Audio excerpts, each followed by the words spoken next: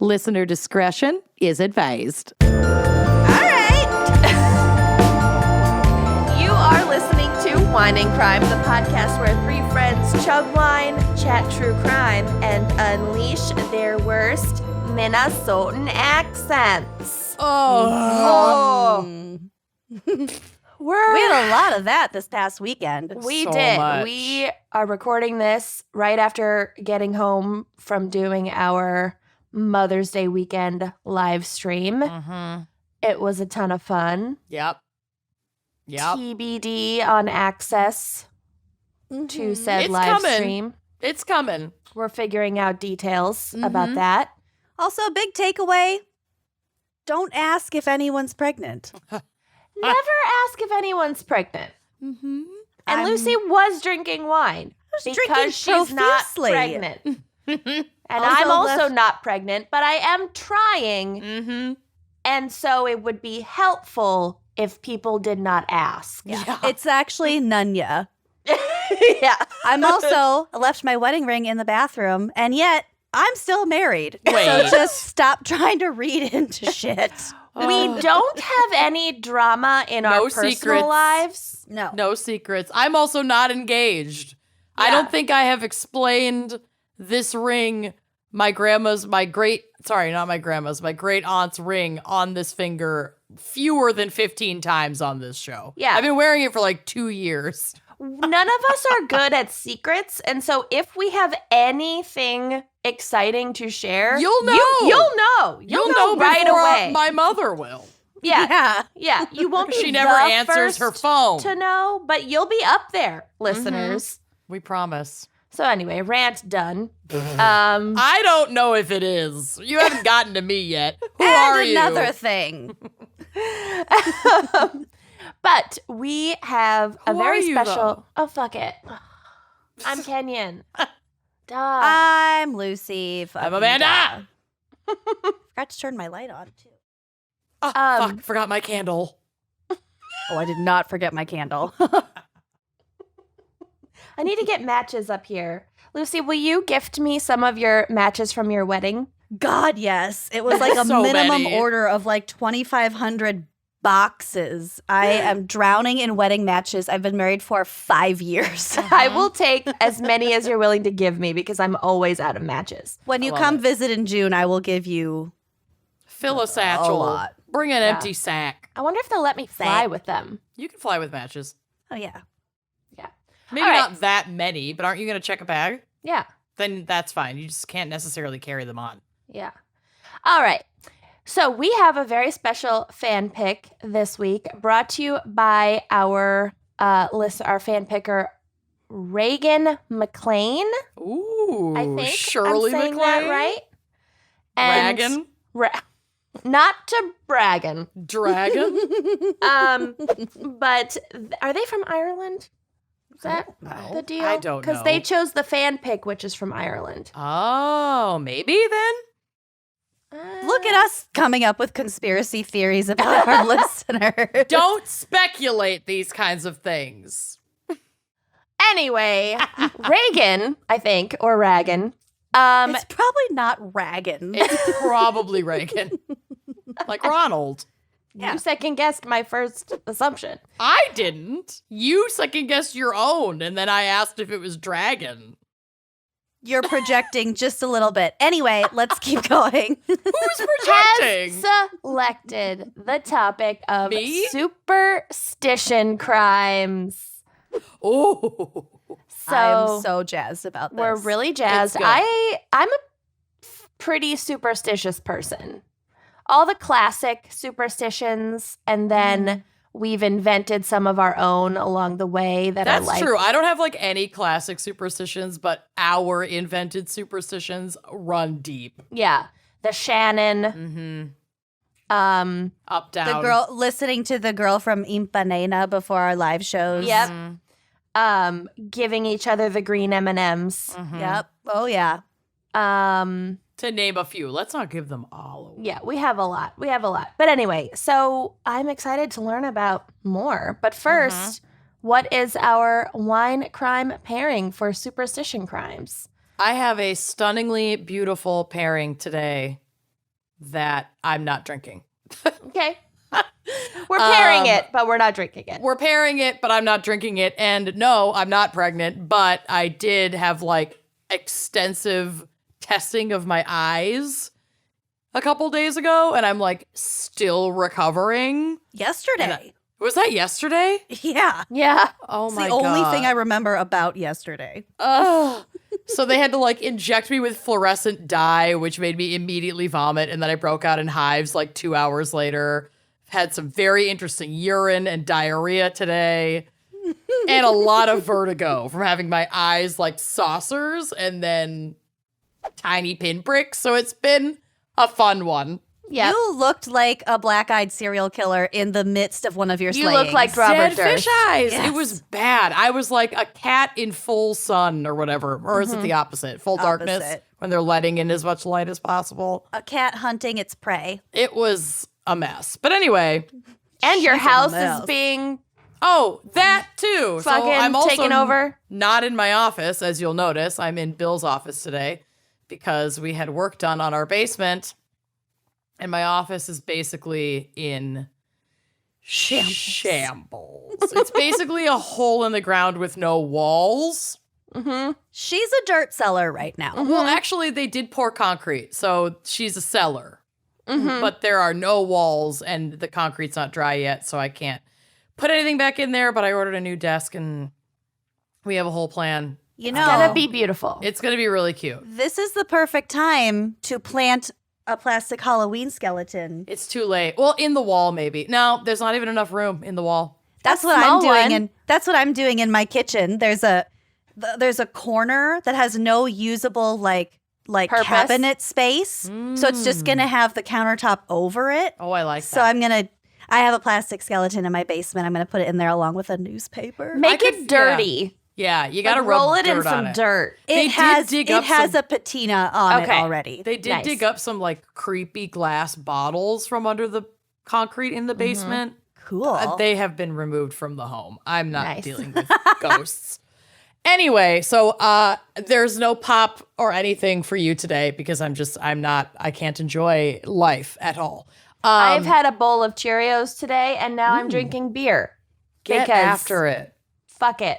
Delicious. We are supposed to be drinking today the stunningly beautiful, perfect pairing of the 2019 Invoke Cabernet Franc from Winc Wine Club, which we are not superstitious about Winc's services. No, I mean We're not even a little stitious it's about a them. good month when I get my Winc order. Correct. It Good would luck. be a it would be a Yes. bad month if I didn't get my 4 bottles from Winc. Agreed. And for those of you who somehow are not aware of Winc, welcome. And Winc is an online wine club that literally delivers wine to your door. And they're amazing. And they have an ever-changing selection. They have a membership that is like the greatest thing in the world because then you get member pricing and they start to like track what you order so they can make recommendations for you. And if you put 4 or more bottles in your cart, they take care of the shipping, which is like, that's so easy. That's a bottle a week to take care of your month. Yeah. You're gonna drink it or you'll You're give it gonna to friends. drink it. Yeah. You're going to drink it or you're going to store it for that birthday that you forgot. Hi. Yeah. That's what I have an abundance of wine. And now that we're like starting to slowly see people again, I'm like, oh, thank God I have something I can offer Yeah. to people. Mm-hmm. So if you have not tried Winc Wine Club yet, I highly recommend that you do so and head to trywinc.com/gals for $20 off your first box. Mm-hmm. It's the best thing ever. You're going to love it. You are going to love it. And go. Give her a go. And this particular Cab Franc, like I said, with that membership, so it retails regularly for $18.99, but if you're a member, you get it for $16.99. Hello. That adds up. Great deal for a bottle of wine. It really is. This is a beauty. This is a full-bodied red. It's going to finish nice and dry. She clocks in at 14.5% ABV. You have tasting notes of bacon. It's got that like smokiness to it. Yum. Bell Luck. pepper, bell pepper, like that kind of earthy, Sounds like a great sandwich. Yeah, but then it's Yeah. also balanced out by a little bit of fruit forward, palate prep. So you've got some blackberry in there, you've got some plum. It's so, so, so delicious. And, as they say, wouldn't it be great if wishing for things made them appear? It would. And while we cannot offer you your every heart's desire, we can summon up a wine that's perfect for cool days and cozy nights. Nothing superstitious about that. And So it's make still your pretty way. cool, even though it's spring. I know. My Yeah. plants are like really ready for it to be over 59 degrees Yeah. consistently. But anyway, I would normally wish you a nice pop right now, but I'm not drinking it. So I'm going to toast you with my Arnold Palmer. I can crack open my second beer. Ooh, I'll give crack us a my little claw. give us a Yeah. little sound. This is normally a popper, but we're Right. going to just make sounds Ready? happen. Yes. 1, 2. Oh, the teamwork. Nice crack. The sounds of things I wish I could do right now. Drink. Well, don't toast with water. We'll get to it. Cheers. I won't, but Cheers. this is Arnold Palmer, so I can toast with it. Cheers. All right. So, Lucy, what is our background and maybe psych for superstition crimes? Okay, well, Merriam-Webster defines superstition as 1A, a belief or practice resulting from ignorance, fear of the unknown, trust in magic or chance, or a false conception of causation. Pretty judgy. Yeah. B, Correlation, not causation, I guess. an irrational, abject attitude of mind toward the supernatural, nature, or God resulting from superstition. Or 2, a notion maintained despite evidence to the contrary. Okay, I So don't yes. like any of those definitions. I don't want to talk about mean- the Space Needle today. Or QAnon. Those are just conspiracy theories. That's fair. They don't count. So this following is from my new boyfriend, Encyclopedia Britannica. I call him Brit. Oh, I love that for you. I really do too. I signed up for a subscription today, and I was really excited about it. Love it. Brit is my newspapers.com. I love Okay. newspapers.com. Mm-hmm. I couldn't live without it. Exactly. It's my one and only. Superstition is a belief, half-belief, or practice for which there appears to be no rational substance. Those who use the term imply that they have certain knowledge or superior evidence for their own scientific, philosophical, or religious convictions. Superstitions can be roughly classified as religious, cultural, or personal. Every religious system tends to accumulate superstitions as peripheral beliefs. So, for example, a Christian may believe that in times of trouble, he or she will be guided by the Bible if he or she opens it at random and reads the text that first strikes the eye. Oh, wow. Kind of like a horoscope. Yeah. Exactly, yeah. Often, one person's religion is another one's superstition. For example, Roman Catholic veneration of relics, images, and the saints is dismissed as superstitious by many Protestants. Okay. All religious beliefs and practices may seem superstitious to the person without religion. Many persons in nearly all times throughout history have held seriously or half seriously irrational beliefs concerning methods of warding off ill or bringing good, foretelling the future, and healing or preventing sickness or accident. A few specific folk traditions, such as the belief in the evil eye or in the efficacy of amulets, have been found in most periods of history and in most parts of the world. Others may be limited to one country, region, or village, to one family, or to one social or vocational group. So the green M&Ms, for example, is obviously just isolated social to group. our to our social group. Yeah.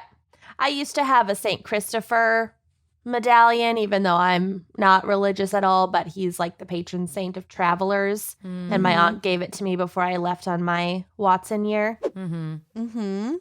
And It's your little amulet. Yeah. super believe in tarot. Y'all are into your crystals. Yep.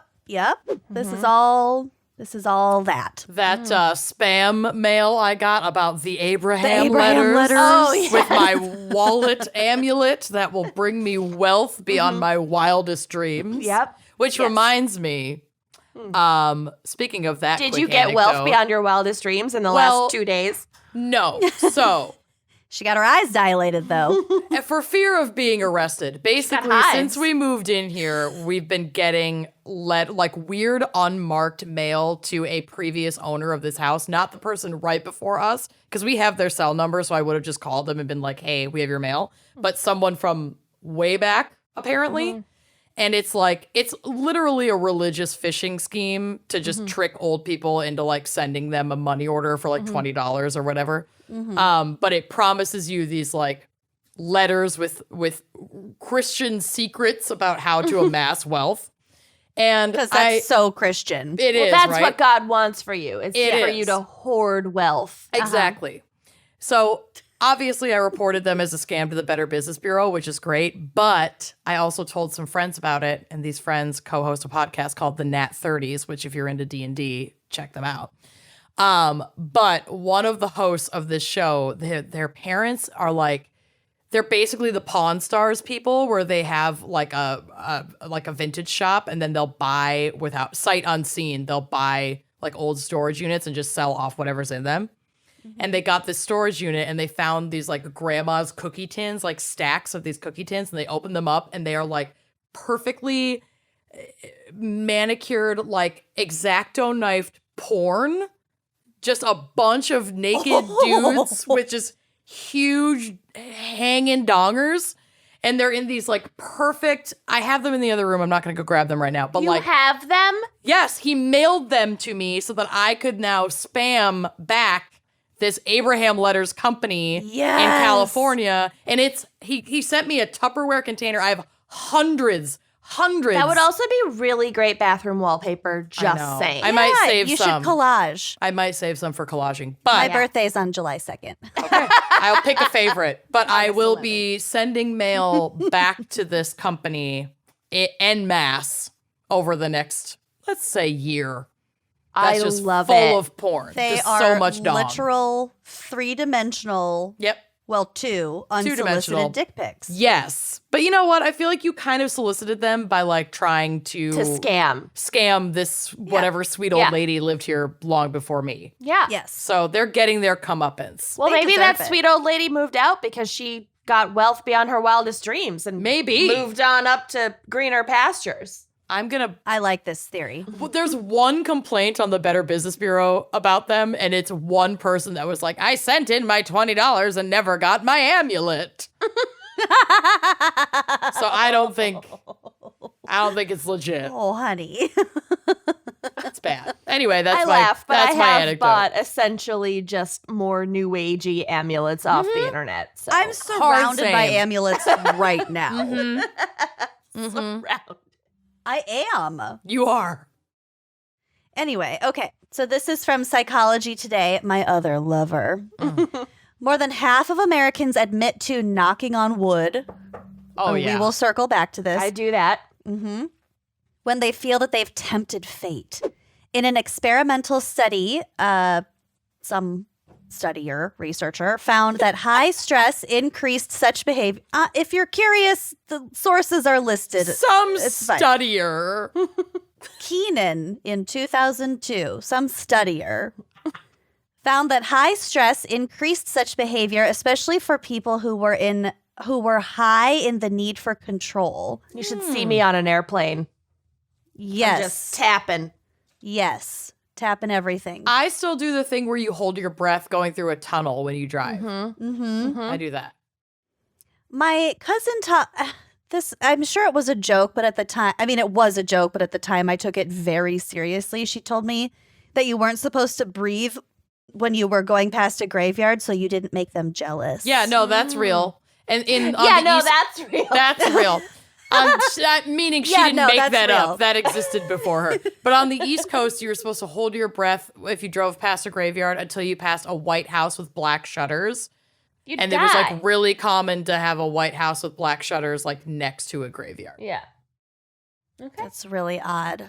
My mom told me recently about a flight that she was on when she was like 18 or something, and it was somewhere in Central America. Was she flying the plane? No, she wasn't flying. She could have been. She is trained. But she was there with her friend, and it was somewhere in Central America. So, like, culturally, most people are Catholic, like, else that was on the plane. And the second the plane started taking off, everyone on the plane crossed themselves in unison. Yeah. Like, everyone on the plane just did this. Perfect unison. Yeah, Oh, in, that's like, amazing. Perfect unison. And my mom and her friend just looked at each other like, What do we do? did we? I love that. Isn't that amazing? That's good. So we'll get to it, but a lot of superstitions are based in the cross, the Christian cross. That makes sense. Like more than are even evident. Again, we'll get to it. So some other studiers found that tempting fate beliefs were positively correlated with magical thinking, an external locus of control, so beliefs that luck, fate, and external forces determine success and failure, and a tendency toward intuitive rather than rational thinking. But It's a good way to sometimes absolve you have yourself good of it. intuition. Like, some Yeah. people have really good intuition, Yeah. and you should trust it. Well, and Yeah. believing that like everything is influenced by external factors and that like nothing is in your control is an easy way to just absolve yourself of accountability for all things. That's true. Not my fault. I Well- stepped on a crack. It's I broke a I mirror. mean, it also works the opposite way that this magical thinking knocking on wood, it kind of takes your control back. Yeah, that's true. Right. That's Yeah. totally true. In, I don't know if it's Judaism as a whole or if it's more of like a Yiddish culture thing, but instead of knocking on wood, you, when you feel like you've tempted fate, you say puh-puh-puh. Or Is that like a spitting thing? Yeah. Yeah. It's like spitting 3 times, but instead of actually spitting, you just say puh-puh-puh. Mm-hmm. And I've kind of adopted that. It's fun. It's fun. Well, I'm pleased that you have found this fun new superstition. You sound like Porky Pig. Okay, psychological research finds that superstitious behavior is most likely when people feel uncertain, stressed, and lacking in control. As superstition researcher Keenan, the studier, once said, stress undermines our sense of control, and superstitious behavior is a way to reestablish that control. Oh, when Flan and I broke up, I did like 18 tarot readings for myself a day. Oh, Yeah. yeah. I've done You a need lot. to find a reason for what's happening. I consulted the cards a lot. yeah. Didn't love my answers. So you just did it again. So I would just do Yeah. it again. Keep shuffling till you get what you Leave that want. card out. 6,000 readings later, you're like, okay, listen. Got it. I'm down to 3 cards. Only the ones I want. They all magically become like the hangman. Like, fuck. The universe is like, no, really. But listen You're to the us. crazy one. That's not what the card said. You in danger, girl. Okay. Research finds that luck-enhancing superstitions sometimes benefit performance by reducing anxiety and increasing perceptions of control. In other Sports. words, Yeah. superstitions... What? Sports. Like every yeah. sports team does this shit. Yeah. It said yeah. four out of 5 professional athletes say that they have at least one pre-game ritual. Yeah. In other words, superstitions can create self-fulfilling prophecies. For instance, some other researchers found that activating good luck superstitions via common sayings, actions, or good luck charms increased confidence and thereby improved performance. Love it. So here are some examples of common superstitions and just a little bit of insight about them. And this is from Live Science, not a lover of mine. Yeah. An X. A side piece. An A X. side piece. I'm just trying her out to see how she feels. Exactly. So beginner's luck is one. Beginners might come out ahead in some cases because the novice is less stressed out about winning. Too much anxiety, after all, can hamper performance. Or it could be just a statistical fluke, especially in chance-based gambling games. Or, like many superstitions, a belief in beginner's luck might arise because of confirmation bias, which is a psychological phenomenon in which people are more likely to remember events that fit their worldview. If you believe you're going to win because you're a beginner, you're more likely to remember all the times you were right and forget about the times you ended up in last place. I did win a lot of money at pull tabs the first time I did pull tabs at that bar. That was the first time you did pull tabs? I think so. It was Well, at the maybe bar that my confirmation mom bias used to is sell happening. pull tabs. And And I you won like $270. Didn't more you? even. I think I won like $400. I won a shit ton of money. It was a lot. It It was a a lot. shocking, Yeah. And I went there. I was with Scott. Went to And the pull me. tab and you, but you weren't. I think you hadn't quite arrived yet. You arrived like 5 minutes later. No, I went and bought it with you. Oh, Because we went back up to that cranky old man like 2 seconds later and we were like, we won! And he was like, okay. great. But I went. I bought my tickets. I pre-tipped, Yes, you did. and I Very told generously. yes, and I told him my mom used to sell pull tabs here, and he could have given a shit. He didn't. And care, you went, care at all. please don't talk to me. Yeah, exactly. And then I won. She won. Anyway. That was exciting. She bought a round of drinks. Hmm. But only one. A few. She's not that generous. I basically spent all of the money that I won at the bar that night, tipping the waitress and tipping the pull tab guy and buying drinks. But it that was was so me in fun. Vegas. That was fun. Didn't we buy roses from some passerby too? Yeah, we were just. It was Spreading the love. It was a big night for It was everyone. fun. Okay, another superstition. Find a penny, pick it up. All day long, you'll have good luck. If you give it to a friend, your good luck will never end. I Well, do this both little those. ditty may arise just because finding money is lucky in and of itself, but it also might be a spin-off of another old rhyme. See a pin, pick it up, and all day long you'll have good luck. See a pin, let it lay, and your luck will pass away. A Oh. pin? Yeah, I guess. I don't know. All right. I mean, also, if it's like a pin, like a sewing pin, Right. someone's bound to step on it. Probably Yeah. you. Then Yeah. it's bad luck. Yeah.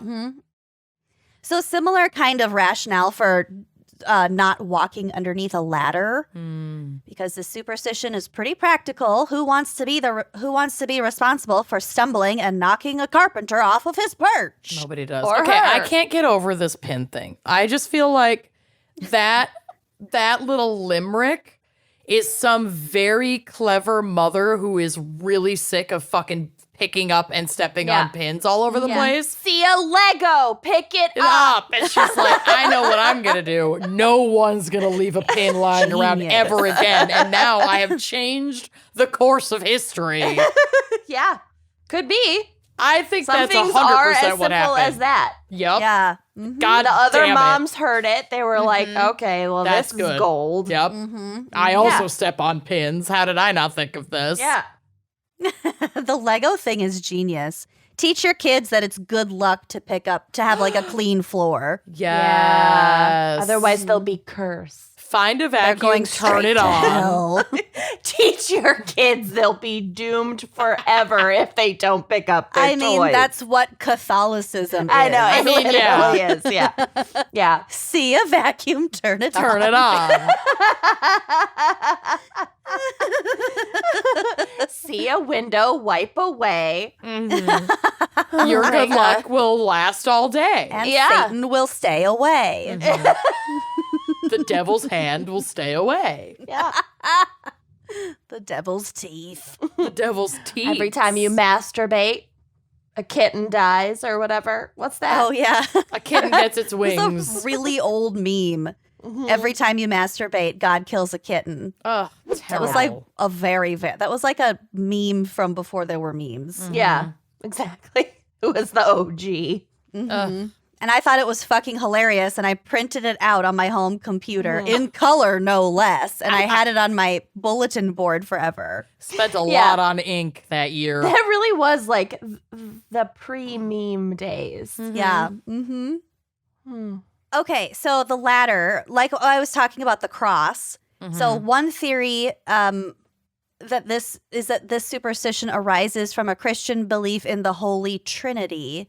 Since a ladder leaning against a wall forms a triangle, then breaking that triangle was blasphemous. Oh, Also, Father, Son, Holy Ghost. And a standing ladder sort of resembles medieval gallows. I could So see it. it's just a scary shape, I guess. Okay. And again, probably started by somebody who was like, stop fucking walking under these ladders and knocking people over. Yeah. A lot of them have practical Big time. origins. Oh, yeah. So, black cats crossing your path. I did put a photo of Ghostface on the drive just so you could see how cute she is and not Little bad luck. baby. Well, and it's like, aren't black cats one of the least adopted animals at the Yes, shelter because still? People think they're bad luck, and they're kind of hard to see. If cute. there's a cage full of 10 cats and one of them is black, they don't draw the eye. You know. I had 2 black cats, and they were both lovely, except for one who was mean, but that's fine. He was still lovely. Look at the picture of Ghostface on the drive. She's it's the so cutest picture cute. I have She's of her. covering her little face. She with was her trying to little nap. paw. Oh. But you weren't going to allow it. No, I needed to shove my phone in her face and take 20 pictures of her. Her little toe beans are so teensy.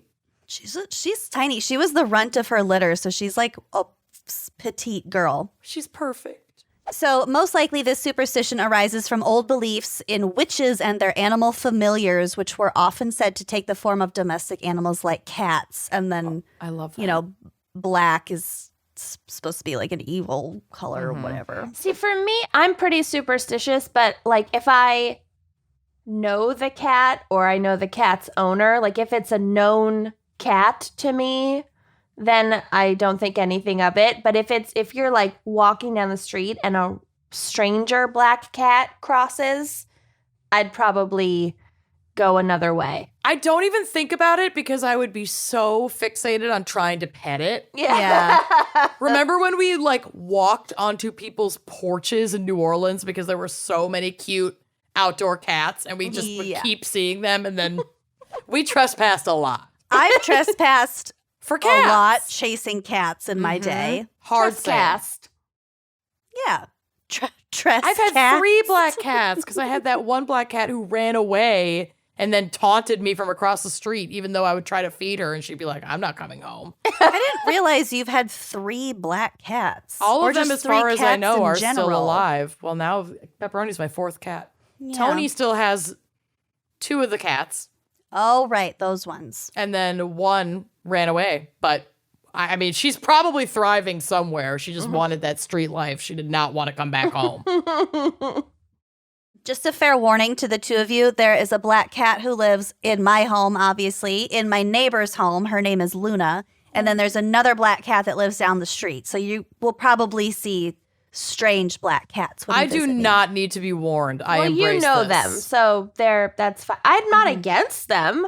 I just kind of feel like maybe they know something I don't, and I should just They do. They wise do. up. I can assure You're you they do. suspicious of them. No, I think they're doing their thing, and I don't want to interrupt. Okay. So the next one, don't break a mirror. According to folklore, breaking a mirror is a surefire way to doom yourself to 7 years of bad luck. The superstition seems to arise from the belief that mirrors don't just reflect your image, they hold bits of your soul. Oh, I love that. I That belief love led that. people in the old days of the American South, or in the Villisca Axe House, to cover mirrors in a house where someone died, lest their soul be trapped inside. Ooh, that rhymed. I like that. Like the number 3, the number 7 is often associated with luck. 7 years is a long time to be unlucky, which may be why people have come up with countermeasures to free themselves after breaking a mirror. So these tactics include touching a piece of the broken mirror to a tombstone or grinding the mirror shards into a powder. I've sounds never like a heard lot of of either work. of those. Yeah. Yeah. Like, where's the closest tombstone? I'm not going to carry broken glass to the... Cemetery, but you have to hold your breath the whole time. It's a I nightmare. know. It's a Yeah, nightmare. that seems like a bad plan. So 666, the mark of the devil. Damien Faye, it's all for you. Oh, it really is. 3 6s in a row give some people the spooks. It's a superstition. It's a superstition that harks back to the Bible. In the book of Revelation, 666 is given as the number of the beast and is often interpreted as the mark of Satan and a sign of the end times. The mark of Satan. Oh, style. According to State University of New York at Buffalo anthropologist Philip Stevens, some studier, the writer of Revelation. Some Sooty Buffalo studier. The writer of the book of Revelations was writing to persecuted Christians in code, so the numbers and names in the book are contemporary references. 3 6s in a row is probably the numeric equivalent of the Hebrew letters for the 1st century Roman Emperor Nero. Who was a jackass, in fairness. He was. Yes. Actually, I'll touch on Nero in our next episode as well. Ooh, Which is okay. weird. Okay, so knocking on wood, we kind of covered this. Yep. This phrase is almost like a verbal talisman designed to ward off bad luck after tempting fate. The fixation on wood may come from old myths about good spirits in trees or from an association with the Christian cross. It's always the cross. Similar phrases abound in multiple languages, suggesting that the desire not to upset a spiteful universe is quite common. I thought you were going to say spiteful unicorn, and I got really excited. And then You don't want to upset a spiteful you unicorn don't. either. You don't. I also feel like superstition and old wives' tales are really similar, but have like a teeny difference where it's like it's hard to describe what the difference is. It's like porn, but when you know it, you see it. Like how to me, like an old wives' tale is like, well, if you swallow your gum, it'll stay in your stomach for 7 years or whatever. I feel That's like not a they're more- superstition. They're That's just like a more lie. They're more like health and domestic Right. Advice. They're like prescriptions. cautionary tale lies. Yeah, or like, oh, you'll get a cold if you go outside without a scarf. First Or of with all, wet hair. scientifically, no. Yeah. It Right. doesn't work like that. Although, I do wake up with a sore throat when I go to bed with wet hair. I still do it. But like I feel like this is like a I do it- correlation, my hair's not wet right causation now. situation. No, I do it like it. For me, that is very, very real and like documented. It is like, I know if I go to bed with wet hair, I will wake up with a sore throat. It'll eventually fade. But is like, that I believe that you confirmation- believe that. Is that confirmation bias? I don't know. I know we're going to get a bunch of emails, but I'm telling you, it's a real thing. The Space Needle is not real, okay? Also- I'm telling you. In China, they have all kinds of things about like the temperature of beverages that you drink Oh. while eating. When we first moved there, I asked for like ice, where we could get ice, because I like to drink my Coca-Colas over ice. And they thought I was fucking insane. Yeah, cold middle of cold summer. It's got to be hot. cold things. beverages is like not okay. I guess they make exception for like beer, but you would never drink a cold beverage at a meal because that's bad and you'll get sick. It's not like Usually- bad luck, but you're Right. gonna get sick. It might affect your That's digestion. more of like is a that the wives' theory? tale thing. Yeah. Yeah. Oh, I don't know. That's just a thing in China. They have all kinds of rules about it. Even the beers were usually like room temperature. Yeah. But maybe that's, I don't know. But it could be anything. Don't email us. We're over it already. Okay. So crossing your fingers. Those wishing for luck will often cross one finger over another, a gesture that's said to date back to early Christianity. So the story goes that two people used to cross index fingers. So each, two people were involved in this. When making a wish, a symbol of support from a friend to the person making the wish. So, like I said, anything associated with the shape of the Christian cross was supposed to be good luck. Oh, is that kind of where we got pinky swear from, maybe? Maybe, yeah. I could see it. Yeah. Huh. The tradition gradually became something people could do on their own. These days, just saying the words fingers Fingers crossed crossed. is enough to get the message. It also kind of looks like the Jesus fish shape oh, yeah. when you cross your own fingers. Oh, Mm-hmm. loaves and fishes. Mm. I want to get back to the, like I'm making a wish and then you just cross my finger. I think that's I like kind of that. cute. We'll do that. We'll It's add it. supportive. Okay, so then I have Friday the 13th. If you're not scared of Friday the 13th, you should be scared of the word used to describe those who are. Whew, this is a word.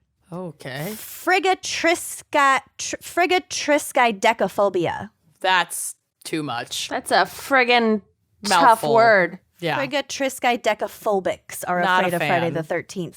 An alternative and just as tongue-twisty word for the fear is paraskevidecatriophobia. Oh, I nailed that. For a superstition, the fear of Friday the 13th seems fairly new, dating back to the late 1800s. Friday has long been considered an unlucky day. According to the Christian tradition, Jesus died on a Friday, and 13 has a long history as an unlucky number. There are like whole buildings that won't have a 13th floor. Oh, yeah. Like hotels don't. Yeah. Tons of buildings don't have a 13th floor. Mm-hmm. Which that is such an odd, like, collective superstition. But I think it makes... It's amazing how much of our modern society is like ruled by cults, essentially. But when you like think Christian about it, plus superstitious. That's the thing. When you think about it, this is like white colonialism and then like proselytizing Christianity all over the world. It's just like remnants of a forced assimilation into that culture.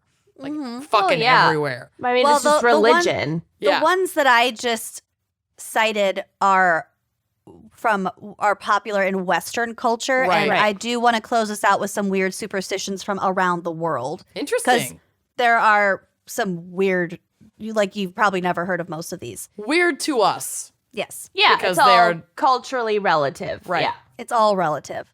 So don't say happy birthday too early in Russia. Mm-hmm. That's bad luck. Why? What do they think will happen? Probably The that you baby die could die. before your next birthday. Oh, A baby, or just anyone. Oh. If There are I a said lot of- happy birthday, Kenyan, you'd be like, don't, you just cursed me. But what's the Oh. line? Is it like 3 days? Is it like 3 weeks? I don't know. I'm scared. I don't want to do it. Maybe just wait till the birthday. I don't want to rush and curse Yeah, just someone wait till the accidentally. birthday. Yeah, don't ever happy early birthday anyone. Just But birthday what if I'm or not belated. sure? What if I forgot? What if I get someone's birthday mixed up with somebody else's Then you birthday? ask, And then but you don't wish. this is When's too many your rules. birthday? Too many rules. Sorry Is if it I your rush and curse birthday you. coming up? Mhm. There you go. There are a lot of rules about babies. Like in like old school Judaism, it's bad luck to have a baby shower or to set up the nursery before the baby is born because it's tempting fate. And giving gifts. I suppose that's the big Yeah. baby shower thing. Yeah. And it's bad luck to name a baby after a living relative because then it's like that relative is going to die. Okay, so that one comes from somebody really not wanting to name their kid after their mother-in-law. Yeah. Oh, I feel like that's bad luck. Bad luck. I love fake assigning where these originated because I think I might be nailing it. Yeah. I only know the gift giving and the nursery thing from 90 Day Fiancé. Oh yeah. You learn about a lot of I get a lot of interesting- cultural information from TLC shows. Yes. Yeah. Poking your chopsticks down into your food is a big no-no in Japan and also China. Yes. The It's utensils. gross. I didn't know it was a superstition. It just looks gross in my opinion. Yeah, you're not supposed to stick chopsticks so that they're like standing in rice. It's bad. Yes. And that is because the utensils look like the unlucky number 4, which means death. And it also resembles the incense sticks used at funerals. Oh, That makes wow. sense. Okay. But I will say, so I did that when we first got to China. I stuck mine, because, I mean, there's not a lot of, your first thought, if you're not aware of that, is to do that because it takes a lot of balance to like set them across the bowl, which is what you're supposed to do. Mm-hmm. Your first And the thought rice is is so jam it in sticky. there. There's Yeah. something tempting about it for people who aren't inculcated in that tradition. Yeah. Don't go straight home after a funeral in the Philippines, lest you bring demons home with you. Oh, I I like like that that. one. Go to drink. Olive Garden. Yep. I don't think I've ever gone straight home after a funeral, lest you not party. You gotta have either alcohol or pasta. That's non-negotiable. Mm-hmm. Don't whistle indoors in Lithuania. Okay. Don't toast with water in Germany. Or anywhere. Anywhere. I feel like that one's pretty widespread now. And you have to Yes. look in the eyes Yes, when you toast. make eye contact. Otherwise, it's 7 years bad sex. That part. That's a French one, obviously. And also, That's obviously, new. a lot of these are spread beyond the countries that I'm naming. Totally. It was just Right. to make it a little more exciting. Right. Don't play with scissors in Egypt. So don't like just fiddle with scissors. Don't just like. Again, Dude. I'm loving these Egyptian, Yeah, it's just a mom. the grandmas Yeah. of the Yeah. world that are like, That's Jesus bad fucking luck. Christ. It's bad luck. You're going to kill your whole family if you play with scissors. I'm not going to fucking bandage another goddamn toddler finger because they won't keep their fucking hands off the scissors. It's bad luck.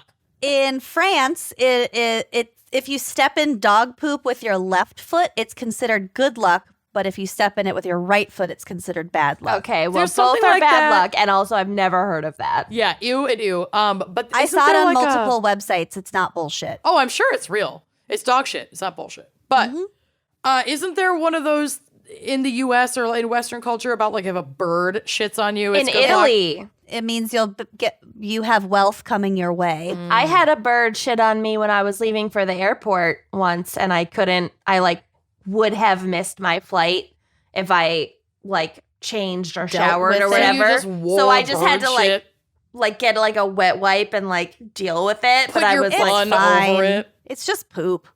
whatever. Don't sing at the dinner table in the Netherlands. Okay. Because it annoys grandma. In Grandma's Italy, pissed. it's bad luck to have an owl in your house, Michael Peterson. Well, yeah, everywhere Your wife that's could bad die. luck. Could get knocked down the stairs. Actually, specifically, that means someone in your family's about to die. Oh my So god, that makes the owl theory. theory way creepier, I think. Whoa. All right. Yeah, it does. Knitting outside in Iceland means the winter will last longer. Oh, we haven't even gotten to Pescatani Phil or whatever. Oh yeah. Oh yeah, we haven't. Groundhog's Okay, Day. so kind of going back to what you guys were saying about how superstitions have shaped our society. Right. In 1933, Syria literally banned yo-yos over fear that they caused droughts. I mean, fair. I'm not judging, but I love that. Yeah, Yeah. that's amazing. Also, Yeah. yo-yos are annoying, so any reason to ban yo-yos, I'm behind it. Yeah. I am behind it 100%. Don't get a haircut on a Tuesday in India.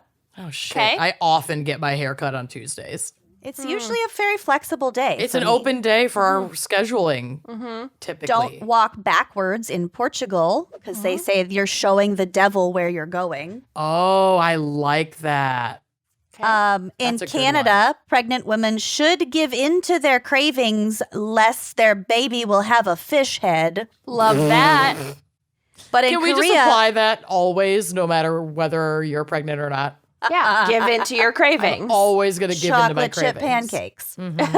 But in Korea, pregnant women should not eat asymmetrical foods or else their baby will be ugly. I feel like we could have an entire episode on just pregnancy superstitions. Oh yeah. Oh, yeah. Yeah.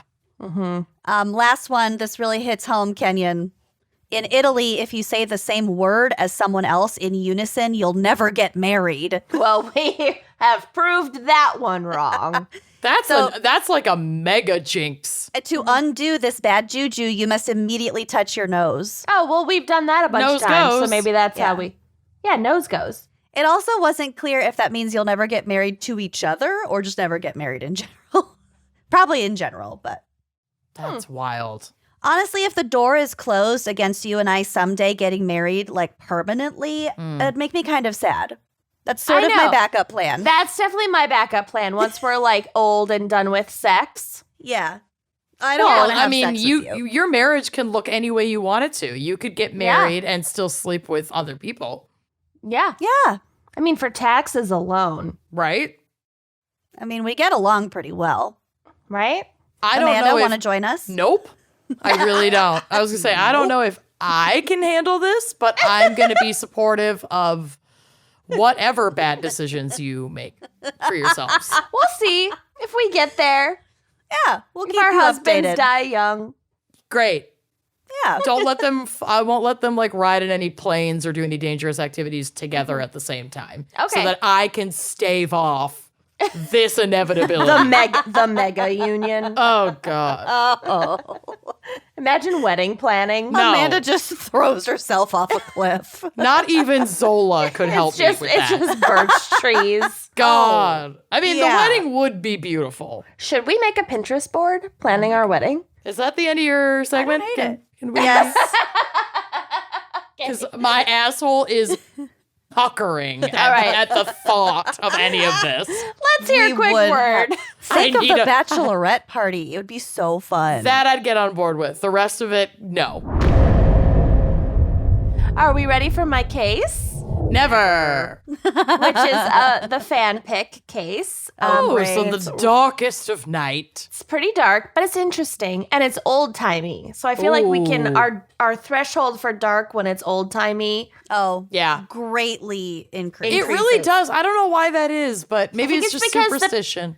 I think it's because the people would now be deceased. True. Like a long time. anyway. Yeah. There's no like direct mourners. And there's a nostalgia factor in a way. And a Where lot you, of like, fucked up shit happened. You back remember it then. in sepia. Yeah. Yeah. Yeah. Mhm. So anyway. Oh God, I have Oh, wow. hiccups. Fuck. Shit. Balls. Okay. Oh, I heard this on Instagram. Get a piece of paper, Kenyon. Okay. I have a piece of paper. Tear off a little piece of it. Okay. Can it be any paper? Does it have to be white paper? It can be any paper, but the point is that you lick it and then you stick it to the middle of your forehead, Okay. and that'll make your hiccups go away, according to Vietnamese tradition. Okay. All right. All right. I think Actually, maybe just distracting ourselves. that kind of Whatever Really? works. Am I No. going to go to jail because I'm realizing this was Bill's Centerpoint energy bill? I didn't open it. You just took a little bite off of the corner. It's just off the corner of the envelope. Yo, Did that it work? That super worked. Yes. Wow. Okay, I'm leaving it for a little while. Okay. TikTokers, man. I'm with you. All right. So Bridget Cleary, née Boland, Jones. what was born sometime around 1869 in Ballivadley, a tiny village in County Tipperary, Ireland. Oh. Ballivadlia. Oh, I love Yeah. that. Her village was made up of just 9 dwellings that housed a Wow. population of 31 people, many of whom were Bridget's relatives. So, like, teeny tiny little village. Packed houses. Mm-hmm. And also, this is like, Imagine dating. Ugh. when was the potato famine? I just read 2 books about it, and I should know this. Potato famine. What were Late the years? 1800s? Okay, so this was like 1 generation after the potato famine, because that was in the 1840s. Oh, okay. And this is 1869. So, Okay, so as a teenager, she moved to the nearby town of Clonmel and began working as a dressmaker's apprentice. Here she met a cooper named Michael Cleary, who was 9 years older than her. I think What's a cooper, I think it's somebody who makes barrels, Oh. but I could be wrong. A Cooper scooper. Oh. Are you Googling it? No. I will. Yeah, I think it's somebody who Cooper. makes barrels, which is actually like an important Oh, yeah. trade. What is a Cooper? Cooperative. No, don't. Julie Cooper. As a profession. Yeah, a Cooper is a person trained to make wooden casks, barrels, vats, buckets, tubs, troughs, and other similar containers. Okay, Lock. literally just from knowledge did I know that. That Okay. was good. That So, was good. Impressive. Just from knowledge, I knew that. Impressive. Hafiz Akam. Oh, God. Okay, I'm not so even gonna the ask. two fell in love and married in 1887 when Bridget was about 18 years old. It seemed to some a strange match. Bridget was cheerful and outgoing, while Michael was quiet and rather sullen. Literally all of Amanda's relationships. Yeah. I was just going to say, that's like me and Bill. He's not sullen, but he's quiet. No, he's quiet. After the marriage, Bridget actually moved back in with her parents in Bally-Vadley, while Michael was continuing living in Clonmel, and he came out to visit on weekends. And this was an arrangement that was meant to be temporary, but it struck neighbors as unusual that they weren't living together. It was probably just a financial thing. I'd be fine with it. Yeah, sounds ideal. I mean, I've been in long distance relationships, and if it's like close enough long distance where you see them on weekends and it's just brunch and sex and then they leave, I mean, That's a perfect marriage. it's great. So back home, Bridget used her new sewing skills to establish a profession for herself. She was able to procure a Singer sewing machine, Ooh, height fancy. of technology, Yeah. and began working as a milliner, so hat maker, and a dressmaker. She also raised chickens on her parents' property and sold the eggs, which is a very lucrative business. She's got a happy So farm. industrious. Yeah, they're kind of crushing it. He has a good job. She has a good job. She also has this egg side hustle. Love an egg hustle. For the time, they are crushing it, and we will actually get to it. And rather than moving in with Michael in the larger town of Clonmel, he eventually moved back to the village of Bally-Vadley to join her. Soon after, Bridget's mother died, and she and Michael became the caretakers of her elderly father, so they're living in her childhood home. According to neighbors, they seemed to have a happy marriage, although several years had passed and they still had no children. So that became a matter of local curiosity. Maybe that's Mind your why they own had a happy business. marriage. Yeah. Ever thought of that? We each have our own. Angry retort. Yeah. Maybe they were trying, but she had PCOS.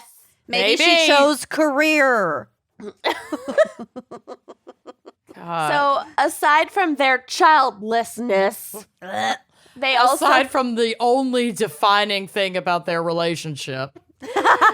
they also stood out as being slightly more prosperous than their neighbors Wonder why. due to the fact that Bridget continued to work and bring in extra income. Get it, girl. So their lives proceeded uneventfully for several years until Bridget was 26 years old, and she one day fell ill with a cold that soon worsened and kept her bedridden. Ooh. In retrospect, she probably had either pneumonia or tuberculosis, and tuberculosis COVID. is very common. COVID long hauler.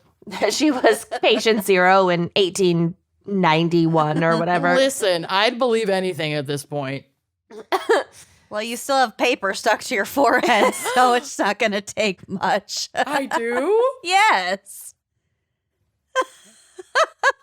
I do. That really worked, though. Great. I'm just going to leave it, see how long it takes. And keep forgetting To it. what? To get the hiccups? No, to fall off. It'll Oh. be there until you go to bed tonight. If you take it off, it's 7 years of bad luck. So, We're just inventing our own superstitions. if you don't vacuum the couch in between the cushions, it's 100 years of bad luck. I heard blue hair was bad luck. So I mean, that's accurate. I will not refute that. That's real.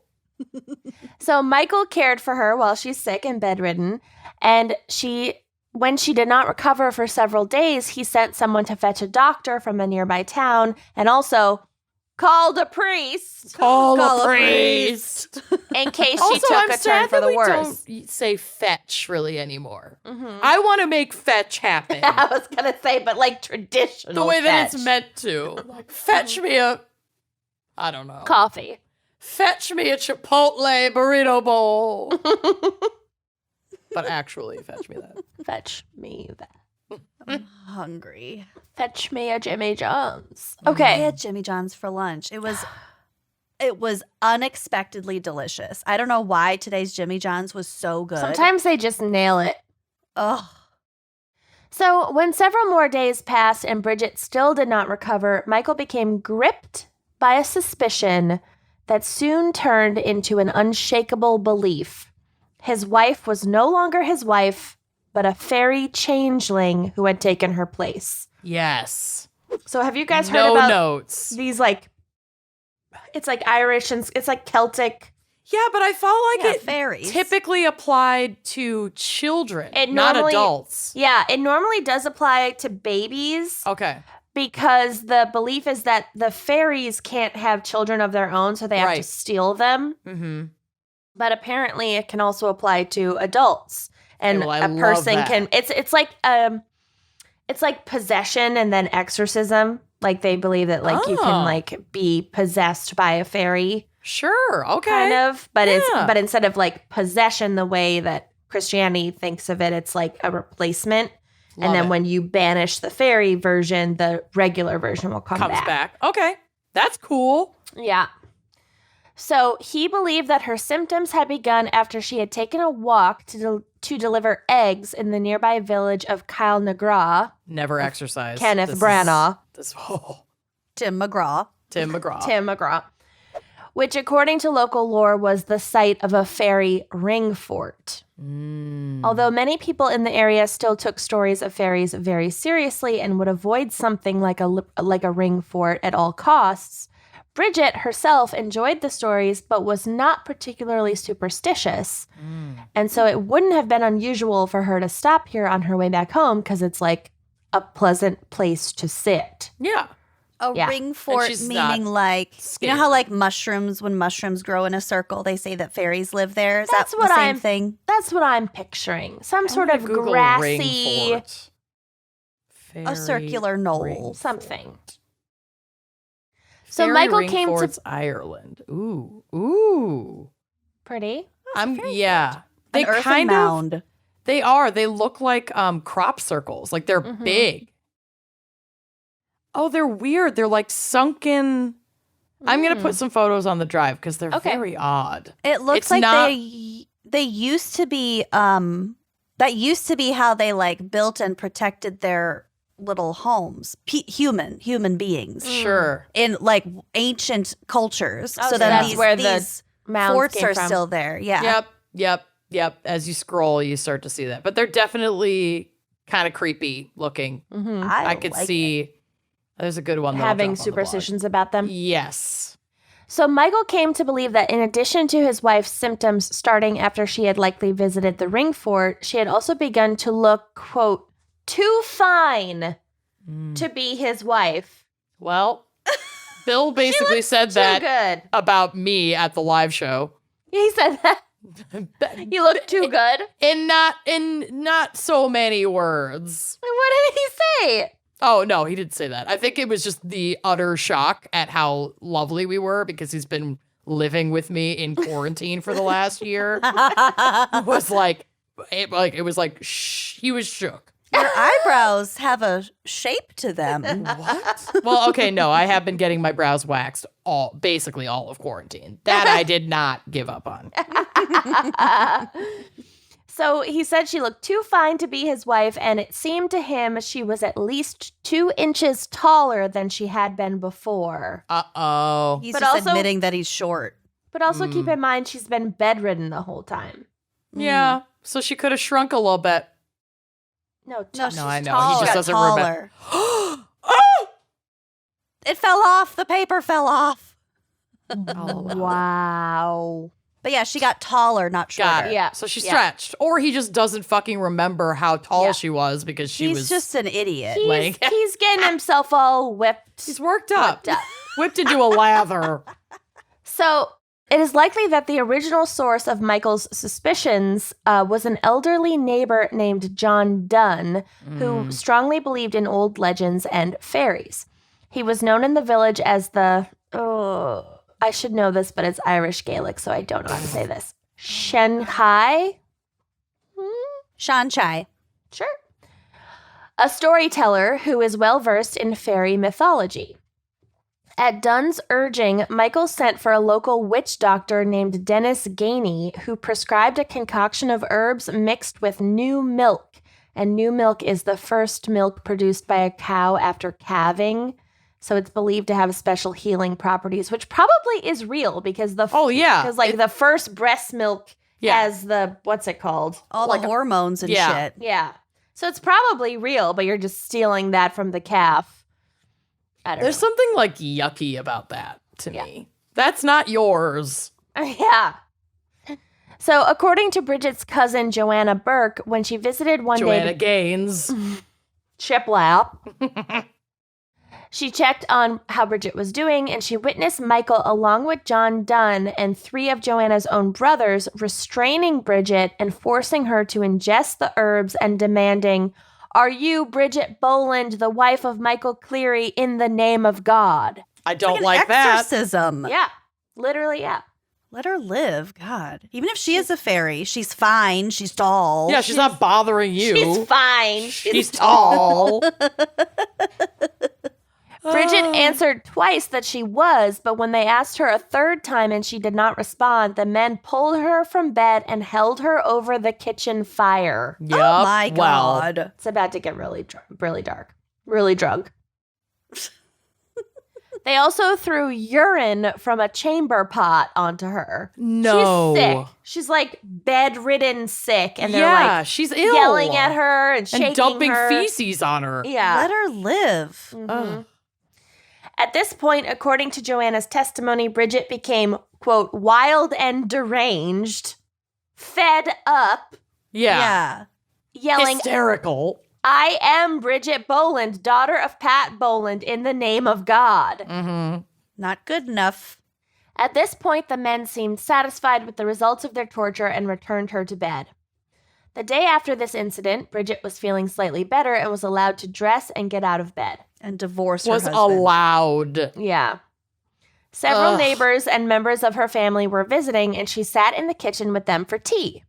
So she's like on the mend. Yeah, she's upright. Yeah. Which is more than I can say for me on most days. Yeah. Things seem to have calmed down. Michael seemed satisfied that the previous day's rituals had either expelled the fairy presence or revealed Bridget to have been herself all along.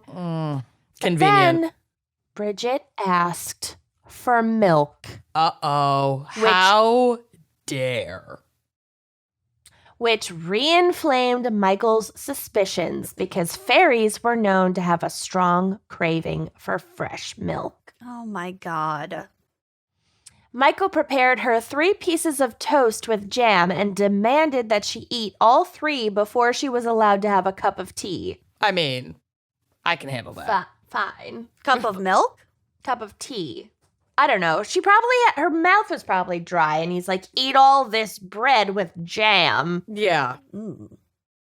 With her father and several cousins and neighbors looking on, he once again asked her to state her identity 3 times, 1 for each piece of toast she ate.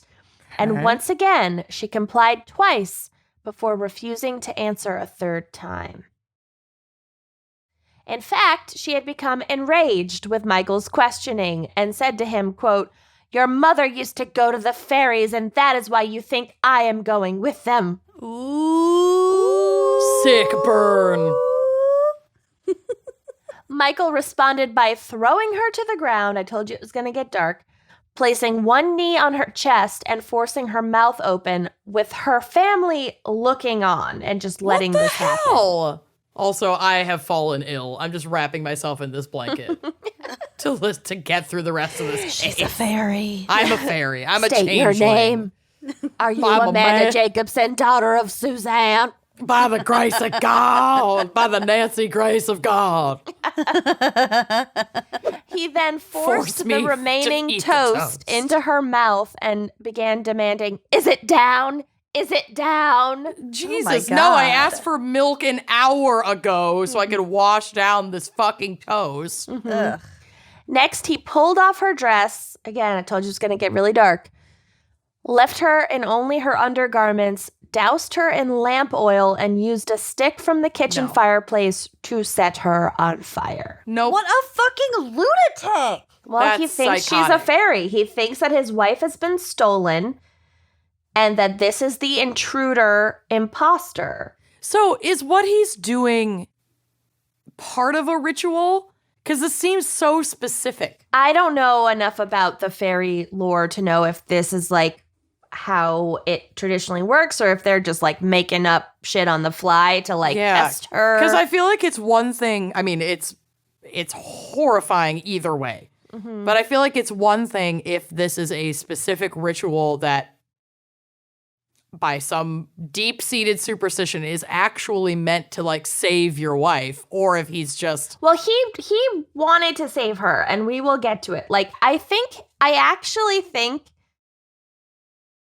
there was no sign of any abuse prior in the home. So it Okay. doesn't sound like this fairy stuff was an excuse for violence that would have occurred otherwise. I think he truly believed it all. okay. He was also being egged on by the neighbor. True. Egged on by the neighbor, and none of the family is stopping him. I feel like all it would have taken is for like her dad to be like, why don't you fucking chill the fuck out and get your Right. wife a glass of milk?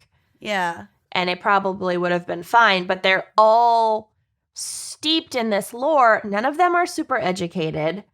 They live in a tiny village of 9 dwellings. Yeah. You know what I mean? Like, it's a little... It's like a perfect Bubble. storm of not gonna be good. When several family members attempted to rush forward to help Bridget, Michael, held them back. Okay. So this is Really after fucked up. she was set on fire. So I guess then what you said before kind of doesn't apply because Yeah. I think they didn't stop him when he was like interrogating her and like doing It these went too things. far. Down her throat. And then once it was already kind of too late and they were like, oh God, and they like went towards, he like held them back. Yeah. So gross. According to those present at the scene, as Bridget began to burn, he stated, quote, "It is not my wife. I am not going to keep an old witch in place of my wife, so I must get back my wife." Ugh. This statement apparently referred to legends about fairies in which after the changeling was killed, the human who had been abducted would come riding back on a white horse. Like all would be well. I'm assuming that's not the case here. Listen. And then Save a horse, ride a rode cowboy. up, and the real Bridget, can you imagine? That'd be amazing. If that's how it ended and I had never heard of this, I'd be upset with myself. Joanna Burke, who was present in the kitchen that day, would later testify, quote, "She was burning on the hearth. The house was full of smoke and smell. When I looked down to the kitchen, I saw the remains of Bridget Cleary on the floor." Oh, honey. Pat Kennedy, one of Joanna's brothers, then helped Michael carry Bridget's remains from the kitchen and bury them in a shallow grave on the property. And this is another sign that he truly believed it was not his wife, because the like Irish belief around like burial rituals is really intense. Like you got your burials. wake, you got your funeral. There's Yeah. the whole procession. It's like a several day thing. Yeah, it's like a big deal. So the fact that they just like took the remains and like buried it in the her. yard Yeah. means that like they truly believe that this was not Bridget. Yeah. It's what you do with like a dog. Yeah. Or a cat. Don't say that. Then you need a full parade. Floats. So word spread about what had happened, and rumors began circulating in nearby villages about Bridget's disappearance. The police then showed up to investigate and discovered Bridget's body in the woods. They arrested Michael along with 9 other people who had been in the house during Bridget's murder. And these are tiny. These are tiny houses, so it was like full of like her relatives. Oh, that makes me so sad that all of those people were there. No one They all saved her. believed the same thing. I mean, honestly, you know what this sounds like to me? This sounds like those very recent cases that you hear about, like, religious families that, like, pray over their diabetic children as they, like, die in a bed. Yeah. It's just, it's maybe not quite as actively violent in execution, but it is, it's In torture. effect. It is. Yeah, it's a torturous way to die. Yeah. Oh, God, it's so sad. So according to family members, in the days between Bridget's murder and the arrest of Michael, he seemed to hold out hope that his real wife would come back now that this was like completed. So for 3 consecutive nights after the murder, he traveled to the ring fort in Cal Negras to wait for Bridget to appear there on a white horse. Oh my God. Can you imagine? There's probably a dose of shock here. It's also all he has left to hope for. Right. He doesn't have kids. He also just murdered his wife. Can you imagine? There's all sorts of shit going on. Being the constable that has to investigate this and question this person. And also, I forgot to mention, but that storyteller neighbor guy, even in the smallest of villages, every village would have a storyteller, and they, even if they were a peasant who tilled the land alongside you, the fact that they were the storyteller meant that they had status. Right. Yeah. You know what I mean? Mm-hmm. They had knowledge. Yeah. Right. Knowledge. So Michael, claimed that when she reappeared, he would have to cut the ropes that bound her to the horse so she would finally be free from the fairies and back in his arms forever. Wow. Ugh. Oh, that's heartbreaking. So word of the case and the arrests traveled fast and was widely covered by international media. In Britain, the story became part of a political debate on the subject of Irish home rule because they're super racist and classist against the Irish.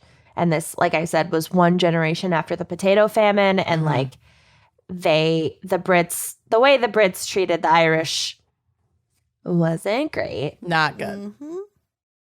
So numerous op-eds in British papers discussed the case as an example of the, quote, barbarism of rural Ireland. No, come on. When, British superstition... You're the original colonists. You're the most barbaric. Yeah, you don't got a lot of room to talk. Yeah. They have their own fucking superstitions Glass and houses. rural uneducated people. Houses. Yeah. And the reason they're uneducated is because you created laws that wouldn't allow them to be educated in their native tongue. Right. Anyway, it's fine. It's fine. We'll just oppress people and then blame them for Yeah. the conditions that we created for them for That's generations. the history of the world. Yeah. So how, they asked, could a people who still believed in fairies and spirits to the extent that they would murder an innocent woman ever be trusted to govern themselves in the modern world? Says Britain. Yeah. Yeah. The U.S. is fucked up and we've done a lot of fucked up shit. But, Britain? Yeah. I mean, the U.S. happened to be because of I was gonna British say, rules, so we are all descendants. So an opinion piece in the Irish Times responded to the xenophobic tone of the British press, stating that it was the equivalent of claiming that EastEnders are devoured by a demoniacal thirst for blood because Jack the Ripper figured amongst them. Right. So at least some Irish papers were wait a minute. fuck you, crime happens in England too. Right. Yeah. Way to extrapolate. Yeah. Meanwhile, the trial commenced for Michael Cleary and the 9 others who had been present for her murder. The prosecution argued that Michael had knowingly murdered his wife and that although others were present for the burning, they had not actively assisted him. They had also not acted to help Bridget. So they were complicit. Yeah, they just it was like her fucking parents and siblings, presumably. Yeah. That to me is the That's- most horrific part. It Yeah. is. It's sick. Yeah. So the judge in the case stated that, quote, this most extraordinary case demonstrated a degree of darkness in the mind, not just of one person, but of several, a moral darkness, even a religious darkness. And so here they're judging them because belief in fairies is a pagan Yeah, it's a collective belief. And so they're saying that if they had been better Christians. Right. Christians who crucified petty criminals. Yeah, and Christians who believe in demonic possession. Yeah, Yeah. exactly. And It's exorcism. it's all glass houses bullshit. Yeah. There's a lack of self-awareness. Yeah, here. big time. Yeah, it's basically well, if the priest had thrown her in the fire, Right. that would be Then fine. she would have come back on her white horse. Yeah, Right. And we wouldn't even be 'Cause here right now. Jesus would have done it. yeah. Mm-hmm. So the charges against Michael Cleary were ultimately reduced from murder to manslaughter. I think they just took into account the fact that his intentions were in the right place and he just Sure. didn't fucking know better. And he was sentenced to 20 years of penal servitude. Ew. So 20 years hard labor, which Yeah. God. 7 others were convicted of wounding Bridget, and these were Joanna's 4 brothers and her mother Mary, and Bridget's father and the neighbor John Dunn. Wow. The sentences for these bystanders ranged from 6 months to 5 years of penal servitude. I'm guessing the women got the lighter sentences. Michael Cleary served 15 years for his crime, after which he survived 15 years of hard labor, which is kind of miraculous. And then he emigrated to Canada and was never heard from again. So he just was like one of a huge swath of Irish immigrants. And who knows what happened to him. There has been enduring interest in the case of Bridget Cleary, and she is often referred to as, quote, the last witch burned in Ireland. Yikes. Although this is not actually accurate because she was never accused of witchcraft. And it's Fairies and witches aren't the same thing. they're though. not the No. same thing.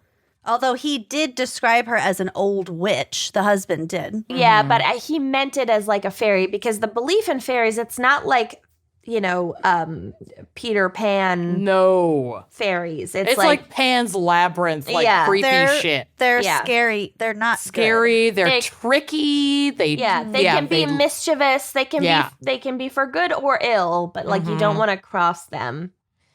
So her story also lives on in a popular Irish nursery rhyme that goes, quote, "Are you a witch or are you a fairy? Are you the wife of Michael Cleary? Or are Ugh. you the wife of Michael Cleary? Or are you the wife of Michael Cleary?" So I'm Michael. only saying just because I feel like that kind of changes that's the important. meaning. You're right. Mhm. I'm a Well, little drunk. The other thing that bothers me, and I'm only taking this into consideration when it comes to her murder itself, is because it was noted at all, is that she didn't have kids. She chose her career over children. Like, she was a fairly, I don't know if progressive is the right word, but she was not. Lived separately from her husband for a while. Her Yeah. husband Right. moved to her hometown, So her she- family. So she was already potentially cast as a Totally. weirdo within her own family. Yeah. So maybe that Possible. played a role in them just being like, well, she's kind of been Well, kinda it's weird also lately. the belief that fairies can't have children, and then she or they, for whatever reason, can't have children. Might have played into it. Like maybe she's been a fairy for even longer. She's not afraid of the fairy ring fort. Yeah. She Well, and if goes he was there. also egged on by the storyteller neighbor, then maybe all of this really misogynistic speculation easily could have played a role. That's a very good point.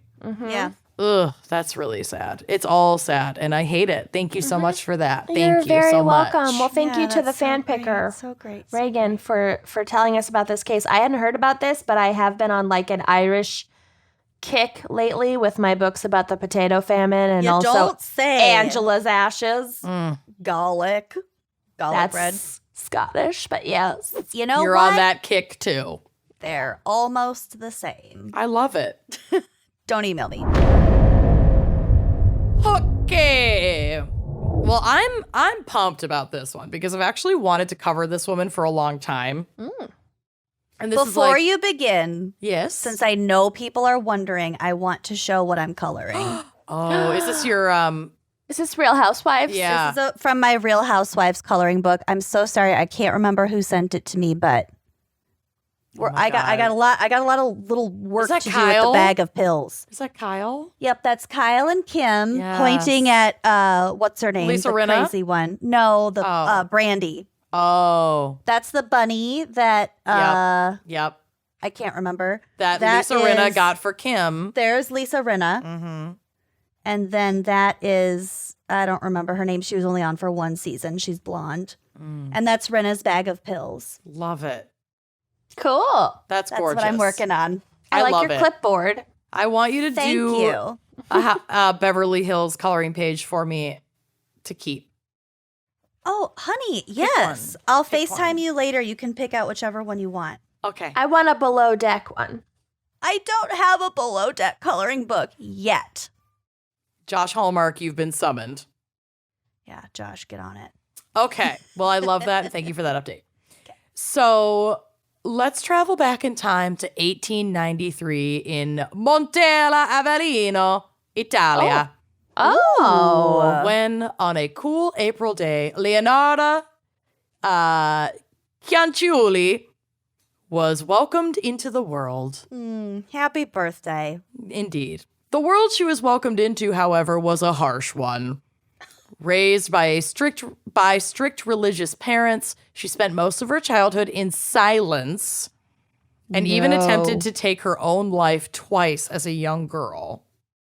In silence? Yeah. What does that mean? Like I mean- children should be seen and not heard. Yeah, but or I think whatever? it was a lot of like silence in observation of God. Yeah, like fast days and then like vows of silence. Like monks don't talk for Right. like years. There's or not- whatever. A whole lot of explanation about it, but basically the picture that was painted in the articles that I like found her was, house is more like a convent. yeah, She's like, no. a little bit like Nell from the problematic film Nell.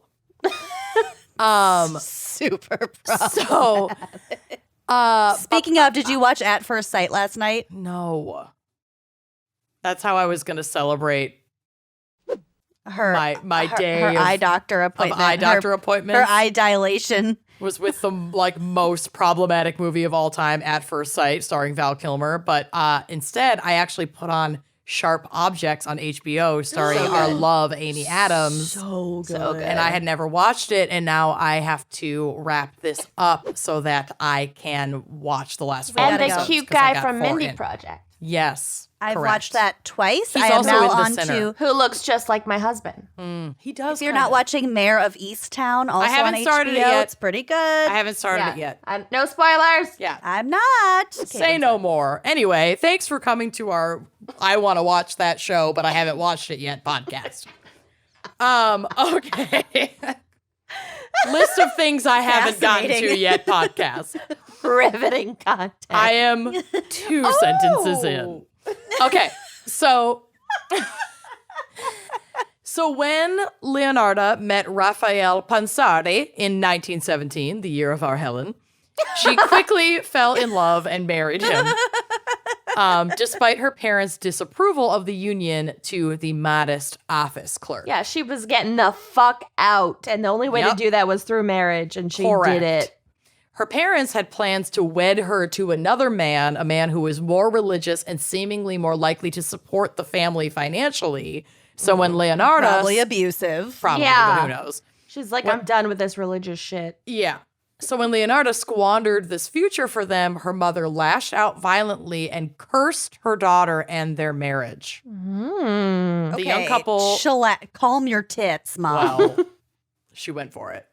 The young couple moved away to Potenza in 1921, and the curse followed. Oh, no.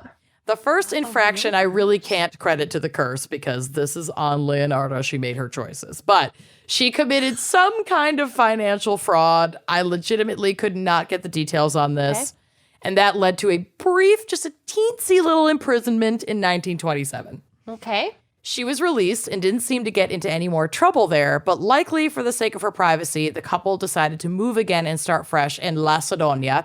But within 3 years, their life was turned upside down with the Irpinia earthquake.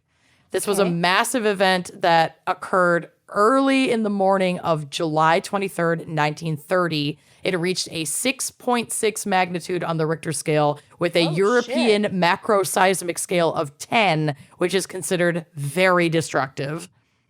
And destructive it was. The earthquake, I'm starving. I want cake. I want an earthquake. Give in to your cravings, people, unless you have a fish head baby. You're right. I do need earthquake. Text Bill. On it. The earthquake resulted in 1,404 confirmed deaths, which was actually considered quite low. There were over 7,000 injuries and a damage zone of 2,400 square miles. Well, they had no warning system, and Yep. none of the buildings were like built to sustain. That yeah.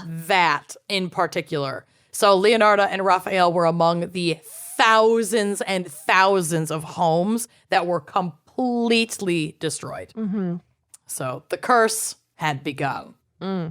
With their home reduced to rubble and the trauma of this event lingering, the couple and a lot of people in this area decided to move and made their way to Correggio.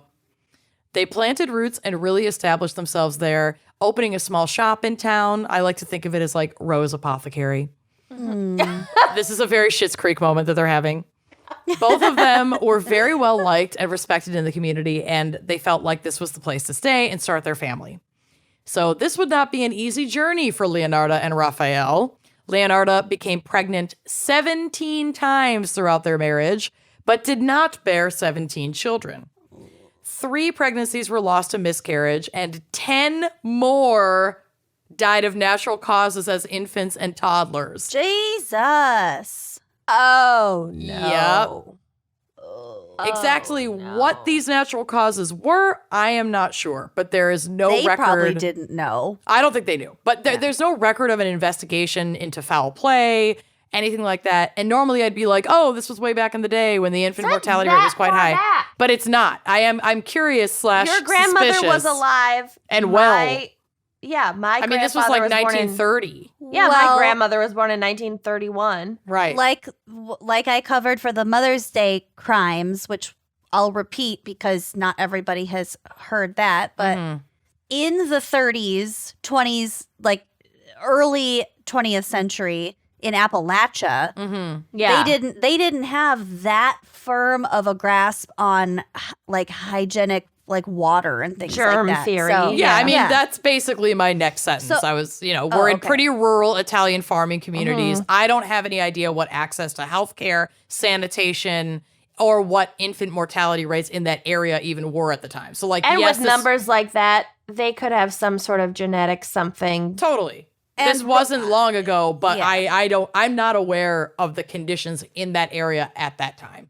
That could I have think contributed to the this. key word might be like rural, a little more Yep. isolated, maybe a little Totally. less educated. Well, and Like, right these after are all- like a huge fucking earthquake where like Yeah. the nearest town's infrastructure was completely destroyed. Exactly. There's a lot of factors. Yeah. So Leonarda thought back to when she had visited a fortune teller some years ago who had warned her that she would marry and have children, but that all of the children would die young. All of them. Oh, that's horrible. So naturally, with so I much want my trauma, money back. right? Well, what read the happened in cards Game again. of Thrones. Yes. Remember? Yes, to Yeah. Cersei. So naturally, with so much trauma and struggle, Leonarda was incredibly protective of her 4 surviving children. She also believed the fortune teller to be right, so she was worried that these last 4 children would die. So she visited another fortune teller who was skilled in the art of palm reading. She wanted like more information. This time she would be told, quote, "In your right hand, I see prison. In your left hand, a criminal asylum." Oh, no. That's not Poor great. lady. Refund. Mm, Also, Well- another of our favorite movies, Red Violin. oh, Love. yeah. Not as problematic as some of our other favorite movies. As far as I I- can remember, I don't know. I don't think that it is. It's just a phenomenal film. Excuse me, just gotta wet my whistle. So, believing that her mother's curse had brought this shroud of death upon her family, Leonarda was willing to do whatever it took to protect her surviving children. So when the fortune teller advised her that the only way to break the curse was through human sacrifice, Oh, no. Leonarda was willing. Oh, no. And when her oldest son, Giuseppe, announced in 1939 that he was planning to enlist in the army to serve in the World War II effort, Leonarda needed to act fast to protect her son. Oh, no, you don't. So she selected her first victim for sacrificial slaughter. Oh, shit. Faustina Seti was described in every article I read as a, quote, lifelong spinster. Oh, my God. Mind your own business. 100%. Oh. Who had befriended Leonarda because she made attempts to set her up with eligible men. So Leonarda had been like a bit of a matchmaker. This foundation of their friendship would prove the perfect cover for Faustina's death. Leonardo told her that she had found a suitable partner in the town of Pula, which was far away in Croatia.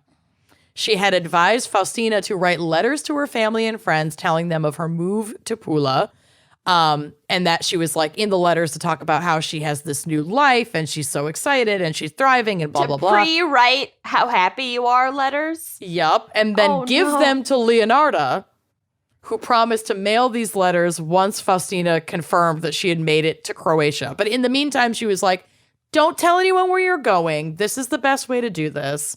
Trust. Luck. Write these letters. I'll send them. I'll take care of everything. You'll save on postage. Yep. You're consider saving this money. my parting gift to you.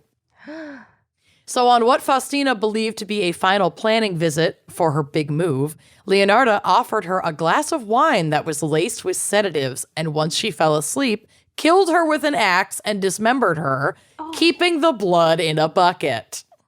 For her sacrifice ritual. Well, this basically was the ritual, and what she did with the blood was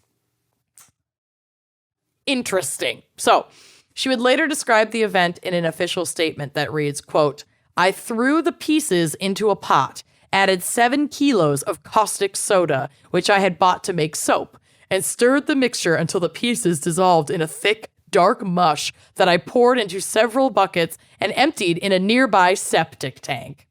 As for the blood in the basin, I waited until it had coagulated. I need a break. Dried it in the oven, ground it, and mixed it with flour, sugar, chocolate, milk, and eggs, as well as a bit of margarine, kneading all of the ingredients together. I made a cake. I She made made a lots of crunchy tea cakes and served them to the ladies who came to visit, though Giuseppe and I also ate them. Okay. A friend of mine brought up this exact case literally a week ago. Mm-hmm. Have you ever heard of that crazy Italian who made cakes out of her victims? I was like, not yet. You have now. Oh. She made like the cake from The Help, but Yep. with blood of Blood a instead dead of man. poop. Mm-hmm. Woman. Yeah. Woman. Sorry. Her second victim came to her because she was looking for work.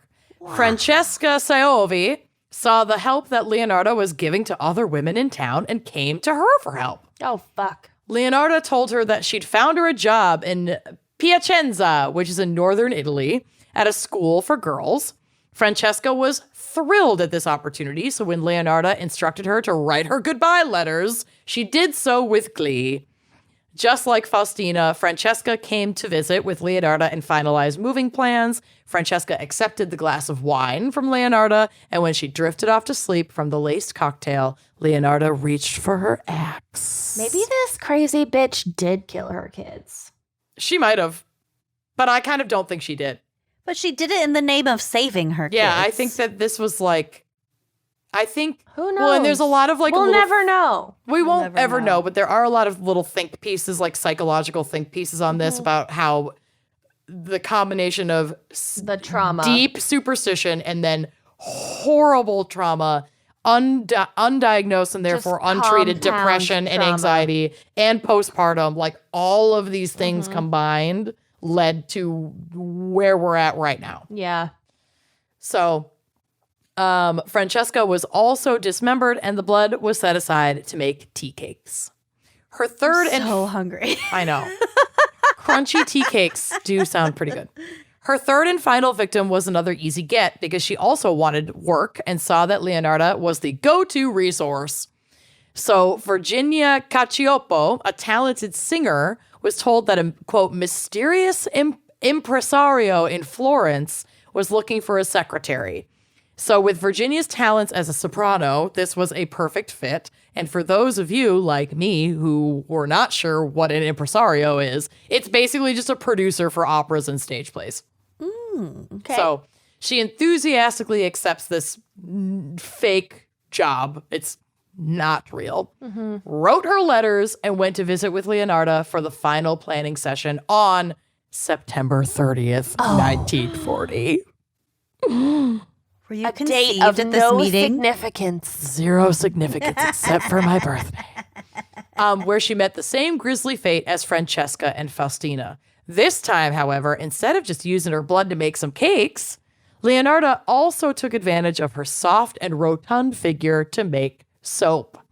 She said, quote, she ended up in the pot like the other two. Her flesh was fat and white. When it had melted, I added a bottle of cologne, and after a long time on the boil, I was able to make some most acceptable creamy soap. I gave bars to neighbors and acquaintances. The cakes, too, were better. That woman was really sweet. Her marbling. Right? Wow. I put a picture. She had the lie. She had That's she had everything. Yeah, She's why not just take it a gone couple off the steps rails. further and profit I off Google of this image little searched just the word soap and found this amazing picture of just like a stock image of someone's hand holding a bar of soap that just says self human soap. Put that on the blog for you. Nice. No. I clearly didn't have a lot of photos for this case. So the MO was solid. She would instruct the women not to tell anyone where they were going, but instead to write letters that Leonarda would send once they arrived at their fake destinations. She would accept payment for her services, lay false plans, and then kill her victims, often taking additional money, jewelry, clothing, shoes, like really anything that she could use off of them after their deaths. Then she made treats and soaps from their bodies to give out around town. And also, like, marketing, and then more women will come to her. Yep. You're like, she's so nice. Oh, God. So how did she get caught? The relentless intuition of a woman, of course. Virginia's sister was rightfully real suspicious of this entire situation and the fact that she suddenly just didn't hear from her sister anymore, had no clue where she her was. own sister. Her own sister. One of the victim's sisters? Yeah, Virginia. Virginia. is the Okay. last The victim. last victim's sister. Gotcha. Okay. And the two victims, Francesca and Faustina. Faustina before her, like, didn't have close by family. So there weren't, and you know, they were old spinsters, like single women looking for work who's or gonna love. ask after them? No one was asking about them. She could easily be like, she just wrote to me. She's Yep. doing Yeah. great. Look, I have one of her letters Yeah. that I had her write it's like there's preemptively. cell phone tower pings. No, and she did send a lot of the letters out after the fact so that and they were written by the victims themselves. And it's so a chaotic time. It's World exactly. War II. It's the fucking 40s in Italy. The earthquake. But she tried to do her due diligence to be like, I have communication that's going to go out to members of her family after the fact. Like, who's going to ask? So Virginia had a sister. Never kill someone who has a sister, let me tell you. So she thought it was super weird. She's like, these letters are bullshit because she didn't leave a mailing address or any way to get in contact with me. None of this adds up. She also knew that the last place that Virginia went before suddenly disappearing was Leonarda's house, because she had been talking about how, like, this woman was helping her get work and found this amazing opportunity for her. So she took her concerns to the police, and they launched an investigation into Virginia's disappearance, and all signs were pointing to Leonarda because she really wasn't, like, trying that hard to cover this up. Quote, at first, Leonarda Cianciulli defended herself. It was only when the police shifted the blame toward her beloved son, Giuseppe, that she finally broke down and admitted to everything. Such a mom. Such a mom. Leonarda's trial was brief since she had confessed. It was really just to get the facts and, like, arrange sentencing. Just like the fortune teller had predicted, Leonarda was sentenced to 30 years in prison, followed by 3 years in an asylum in the hopes of rehabilitating her before her release. In your right hand, I see prison. In your left, a criminal asylum. Wow. Leonarda would make it all the way to the asylum before the Macarena grew in popularity and she launched herself off You're of a in prison. building. Hey! It's an asylum. Hey! So she did make it. She made it through her 30-year sentence. She made it to the asylum. So, like, you're almost done, girl. But she died of cerebral apoplexy, which is like old school for aneurysm and stroke, on October 15th, 1970, at the age of 77 years old. Wow. And there are some odd pop culture nods to Leonarda. Lucy, you might be interested in this. The cookware, specifically the pot and the basin that she used to boil her victims and siphon off their blood is on display in the Criminological Museum in Rome. So when we do our Italy tour, Booking my flight now. For all of our 14 listeners in Italy. hey, Oh, Worth there's it. a lot of creepy shit in Rome. We saw a fraction of it. Mm-hmm. Oh, a lot of yes. pigeons. This is on my list. A lot of pigeons, ballsy pigeons. And there's also a play entitled Love and Magic in Mama's Kitchen that had a brief run on Broadway in 1983. I'm getting major Paula Deen vibes. Right? Booter and all, y'all. Booter and all. Anyway, that's my case. Well done. Nice Isn't work. she wild? That's bizarre. Bonks. I I was like going to that. save her for a drunk dive, but then It just fit. this fit perfectly. So, Yeah. God bless. Thank you, Reagan. All right. Well, yeah. Thank you to our fan picker, Reagan McLean. I am acclaiming you as my kin. Dragon. Reagan. All right. Well, we'll talk to you next week. Yeah, knock on wood. Bye-bye.